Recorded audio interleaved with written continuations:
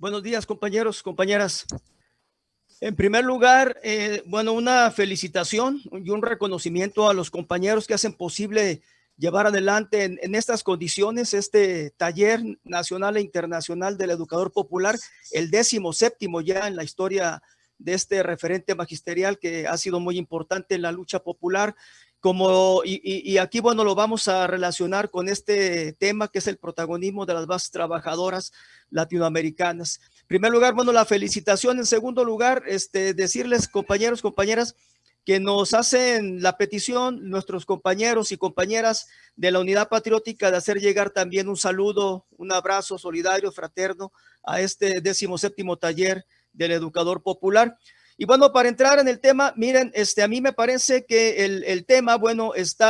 bastante extenso, no solo por la cuestión geográfica que abarca, es decir, la cuestión latinoamericana, sino también por la diversidad de experiencias en términos del protagonismo de las bases trabajadoras latinoamericanas que podemos reunir, pero también en términos de las connotaciones teóricas que este planteamiento tiene. Entonces, ante eso yo me voy a reducir solamente a plantear algunos elementos que me parecen destacables o que hay que destacar de este referente particular como uno de los protagonistas de la lucha popular en el país, cómo se fue dando esta situación, cómo se refleja, cómo se concreta el protagonismo de las bases en este momento, cómo se reflejó en el país, en esta lucha que hemos venido dando y cómo podemos avanzar hacia adelante. Y entonces para eso partimos, como ya decía también el compañero Jerónimo, de que la historia la hacen los pueblos, decimos nosotros, ¿no? La historia la hacen los pueblos, la hacen las masas bajo determinadas condiciones y en determinadas circunstancias, pero que la historia no solamente son los grandes momentos y los grandes actos de movilización o de insurgencia popular, sea cual sea la forma que adquieran las insurgencias populares, sino que es una línea continua de acumulación permanente de fuerzas, a través de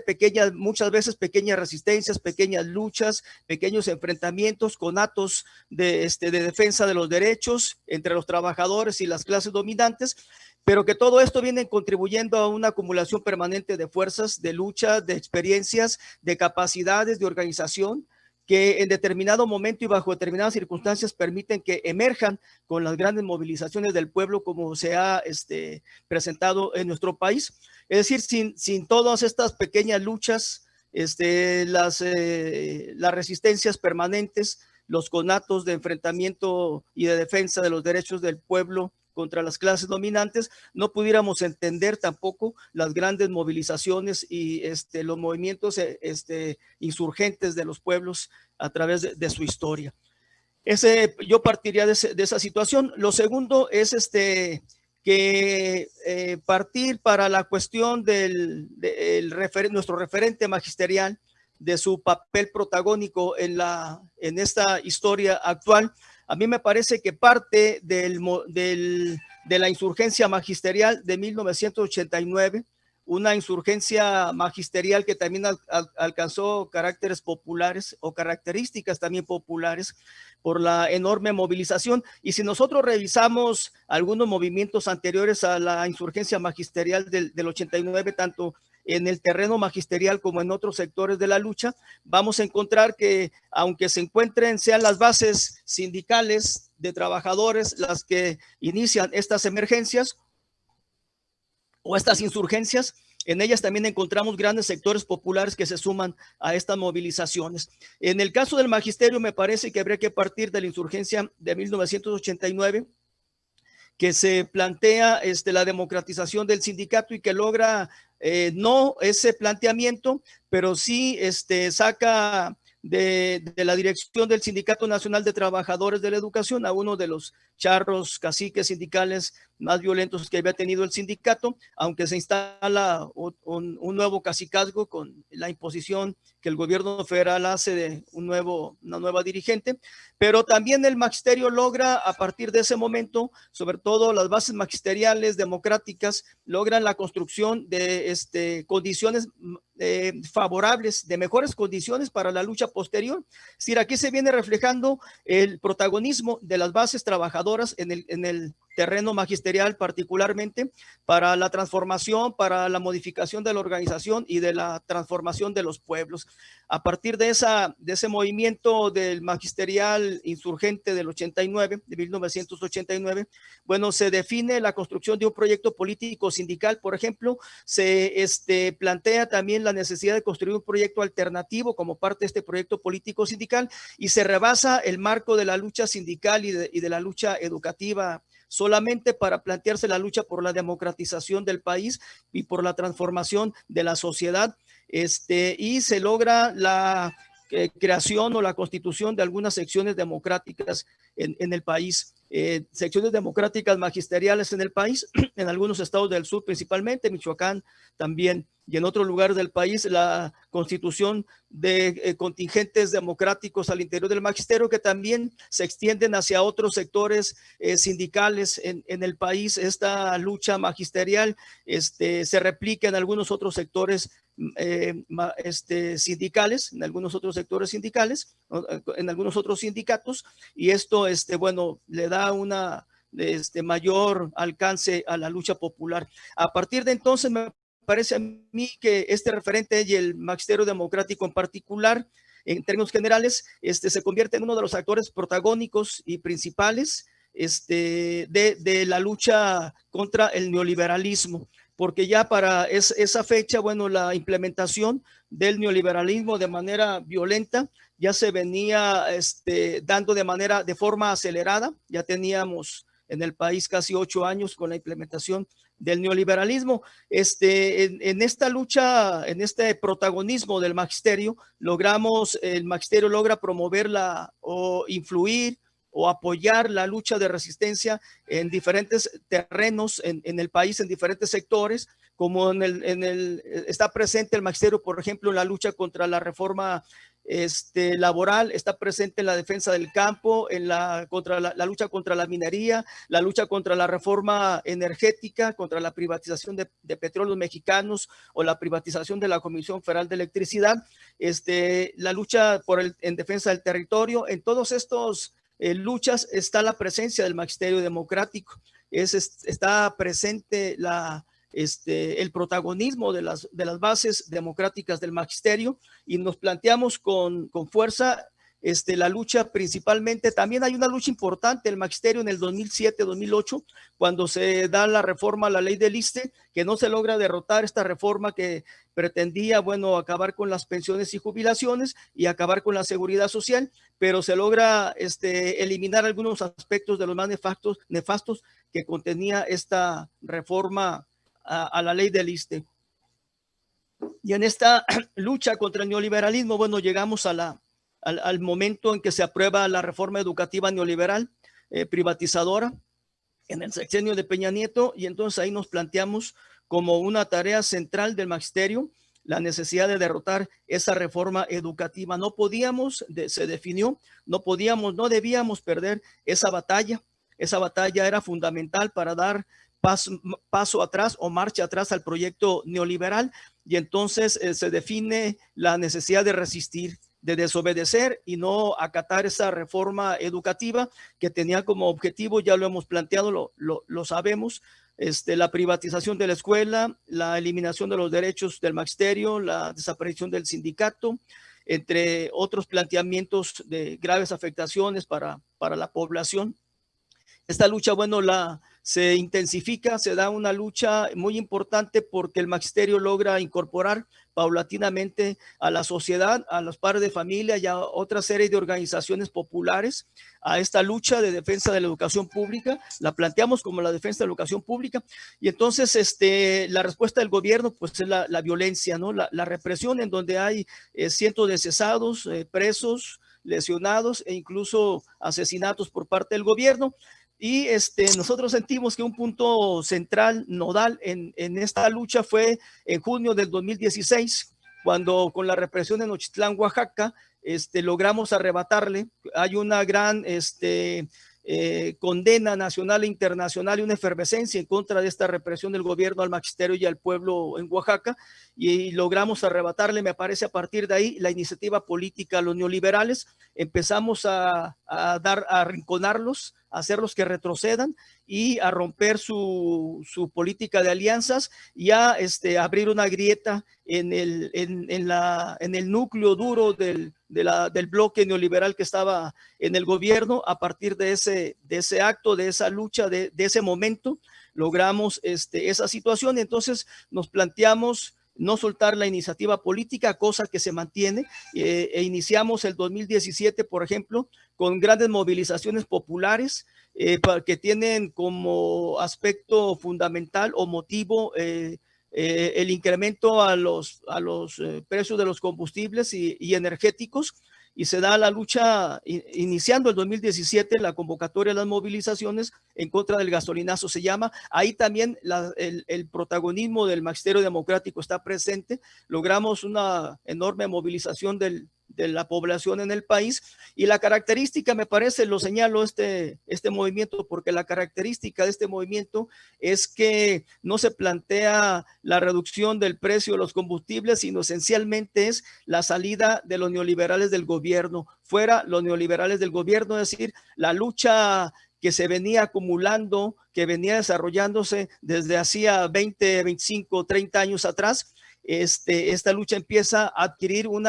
carácter político esencial, diferente, una calidad nueva, una condición nueva de la lucha popular, de la lucha magisterial, que tiene ya como eje central fuera los neoliberales del gobierno. Y hacia finales del 2017 es otro punto importante, me parece. Nosotros definimos que la reforma educativa estaba derrotada. La reforma educativa ya era inoperante, ya no funcionaba, no la podían aplicar, no estaban ya en condiciones de castigar, como lo venían haciendo al principio de la lucha, a los maestros y maestras que resistían y que no obedecían y que luchaban en contra de esta reforma.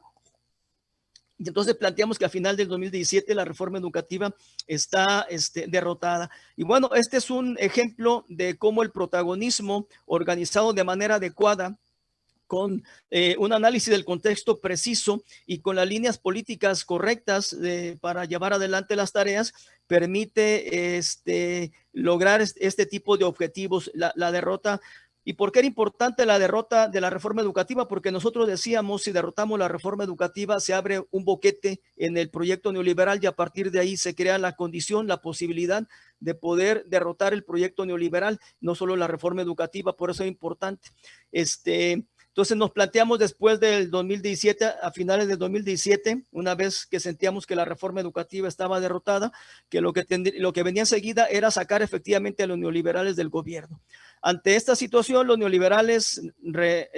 tratan de reaccionar aprobando la ley de seguridad interior, una ley de seguridad interior con tintes golpistas, a través de la cual pensaba contener la efervescencia, la movilización popular y la inminente derrota político-electoral que se veía, que se prefiguraba para el año siguiente. Pero esta medida lo que hizo fue terminar de fracturar la coalición o el núcleo duro del bloque neoliberal. Termina de fracturar su política de alianza, se separan varios sectores y fuerzas de ese núcleo, y entonces se abre con mayor posibilidad la